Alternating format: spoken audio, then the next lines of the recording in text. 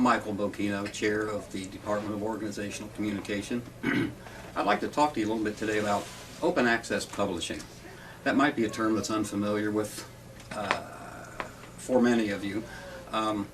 Those of us that are engaged in research like to think of publishing in hard copy, top tier journals, and that's the only way we've been able to think about it traditionally.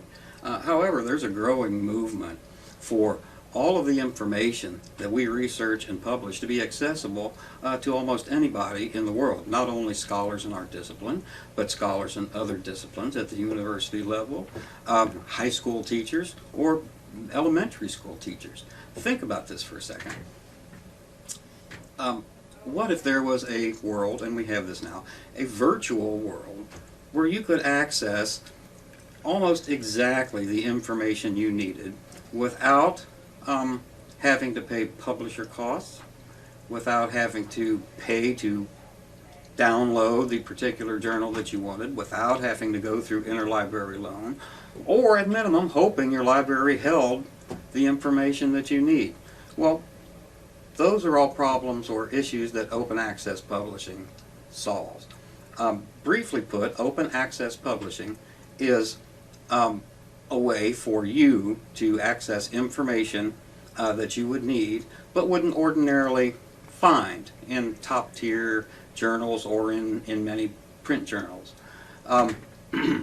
Open access publications are housed in what are called open access repositories. And so, right now there are about 10,500 journals that are housed in the directory of open access journals,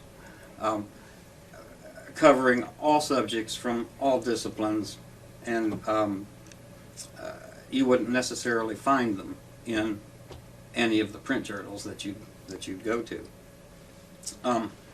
There are 2,931 open access repositories worldwide.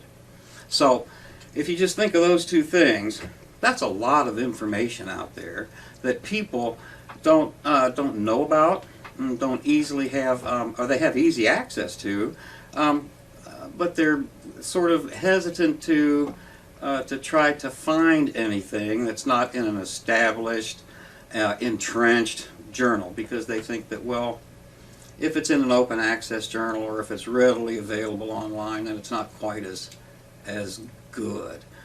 That's not true. Most open access journals are double-blind reviews. They are no less rigorous than anything published in some of your top-tier journals.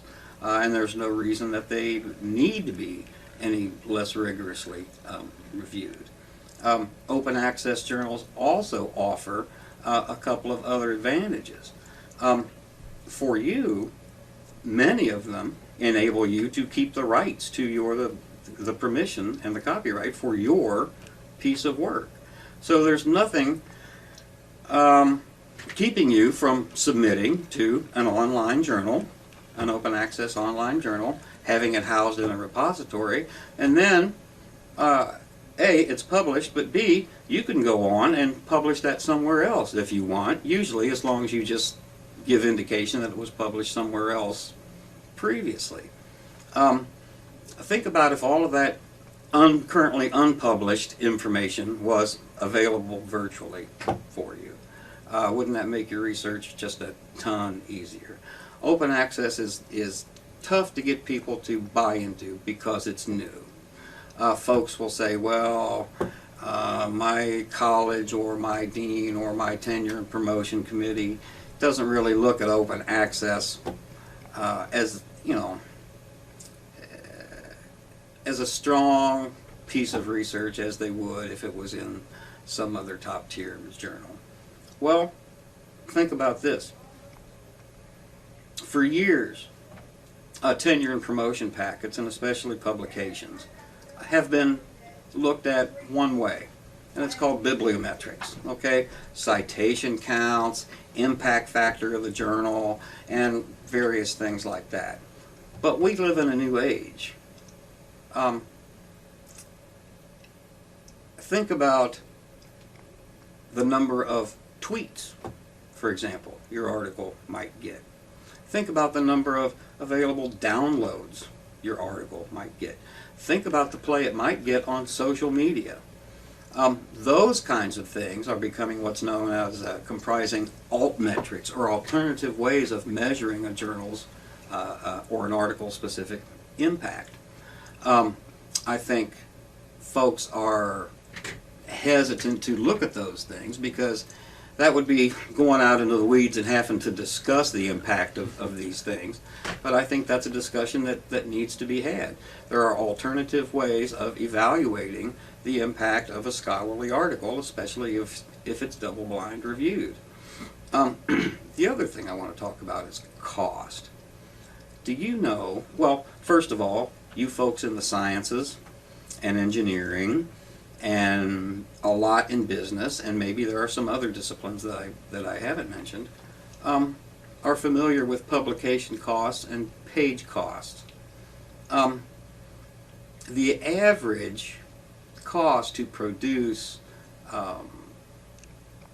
your article is $2,000 to $3,000 from the point of view of the publisher.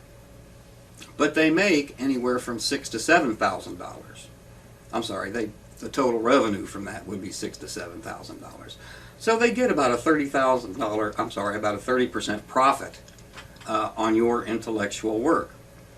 Now, I remember years ago when I published my first article, it had some impact for businesses and stuff, and all I got was a hit on my vita for tenure.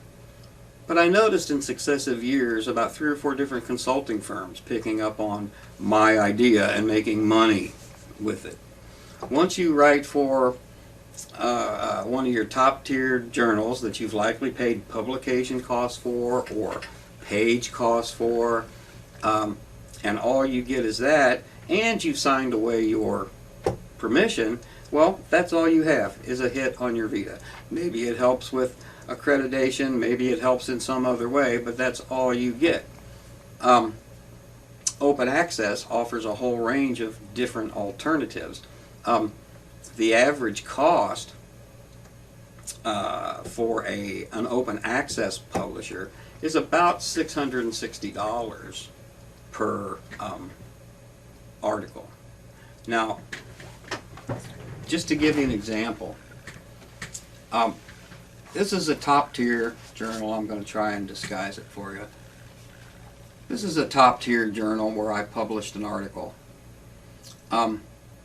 I guest edited an issue of this journal several years ago. They've made that into a book that now sells for $399. I don't see a penny of that. On the other hand, I've also written one in this. This is another major publisher, double-blind reviewed. They're more expertise-based articles. It's essentially a 6-page expertise-based article that I've published in here. Do you know what the pay-per-view price for that article is if you wanted to look at it? $39, I think, for 21 days. Okay, I see none of that. The publisher does. I see none of that. Now, in open access, you won't get paid. But by the same token, everybody has access to the information, and it could cost you considerably less to publish. Some open access journals do in fact charge a minimal fee.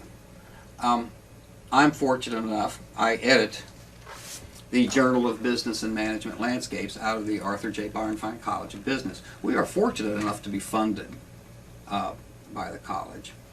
So, to publish this journal, I receive a small stipend to be editor.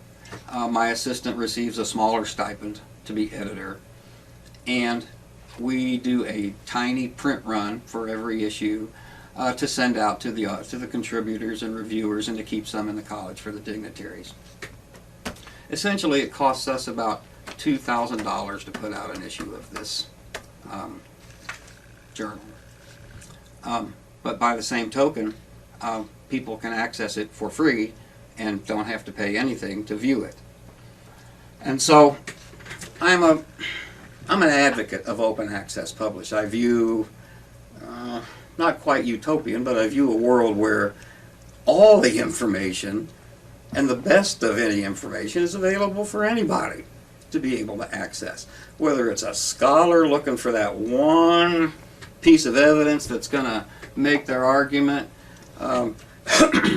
whether it's a scholar looking for that one seminal article written in 1969, whether it's a K through 12 educator looking for that one video or that one song or that one something that's going to bring something home to their class.